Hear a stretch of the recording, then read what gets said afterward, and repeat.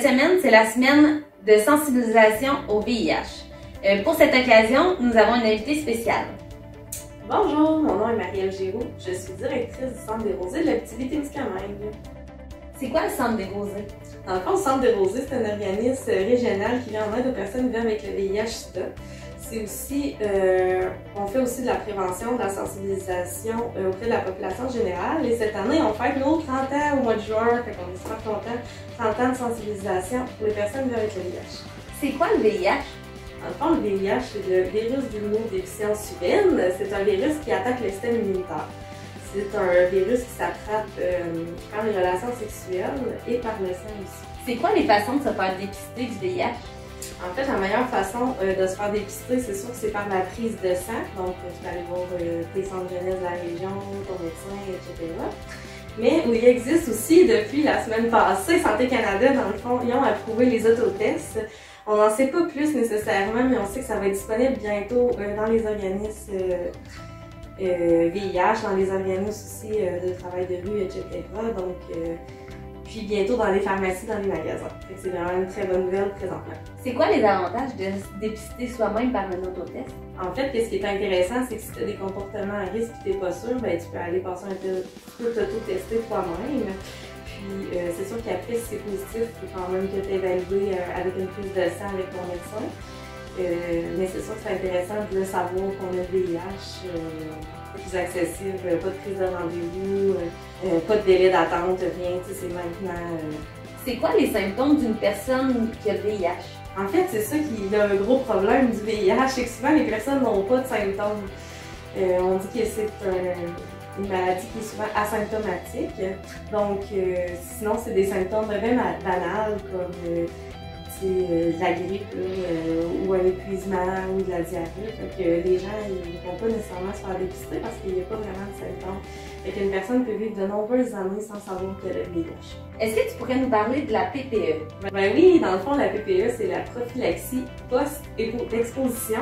Fait que dans le fond, c'est vraiment quand une personne a un comportement à risque, que ça soit volontairement ou moins volontairement, plus par accident ou des trucs comme ça. Dans le fond, la personne elle peut se rendre à l'urgence directement, puis les médecins vont pouvoir lui donner la PPE, qui va être un traitement là, qui va empêcher, dans le fond, le virus d'entrer, de se développer dans son système immunitaire. C'est sûr que la PPE, il faut qu'elle soit prise 72 heures après le comportement à risque pour avoir son efficacité à pleine capacité. C'est quoi un comportement à risque? Dans le fond, un comportement à risque, ça peut être une relation sexuelle non protégée. Ça peut être quelqu'un qui s'injecte des drogues avec des seringues qui sont déjà utilisées ou bref, qui sont pas neuves. Ça peut être aussi au niveau du tattoo, piercing, avec du matériel qui n'est pas stérilisé non plus. Ça peut être quelqu'un qui arrive sur un lieu d'accident, puis bref, qu'il y a du sang qui rentre en contact avec une porte d'entrée. Donc, une porte d'entrée, c'est une blessure, une coupure, etc. C'est quoi la PrEP? Dans le fond, la PrEP, c'est la prophylaxie pré-exposition. Dans le fond, c'est un traitement que la personne va prendre, dans le fond, qui est une personne qui n'a pas le VIH. Elle va le prendre si elle veut avoir des relations sexuelles avec une personne qui a le VIH sans se protéger avec un condom.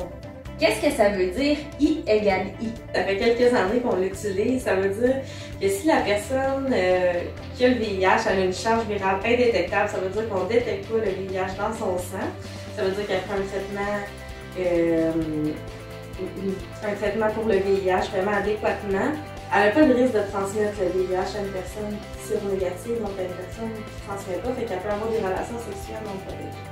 C'est sûr que ça ne vient pas protéger contre la chlamydia et les autres ITSS. Par contre, est-ce que tu peux nous parler de ton équipe? Oui, dans le fond, il y a moi qui est directrice. On a une adjointe administrative qui est là à temps plein. On a un intervenant, dans le fond, qui vient en aide aux personnes vivant avec le VIH, qui lui est à temps partiel. Puis lui, dans le fond, il ne travaille pas nécessairement au bureau, il fait des interventions à l'extérieur. Donc, on part dans des cafés, des restaurants, des parcs, des trucs comme ça. Puis, bientôt, une intervenante ou un intervenant en prévention qui va pouvoir vraiment monter, renouveler nos ateliers de prévention, qui va pouvoir aller les amener dans les écoles, les maisons de jeunes, bref, les organismes. De quelle façon est-ce qu'on peut Vous pouvez nous joindre par téléphone, c'est bien sûr, par courriel.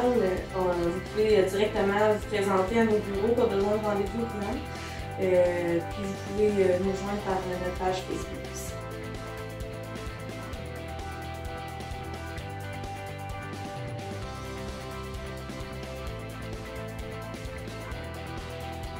Si t'en écoutes, n'oublie pas que tu peux visionner tous nos vidéos.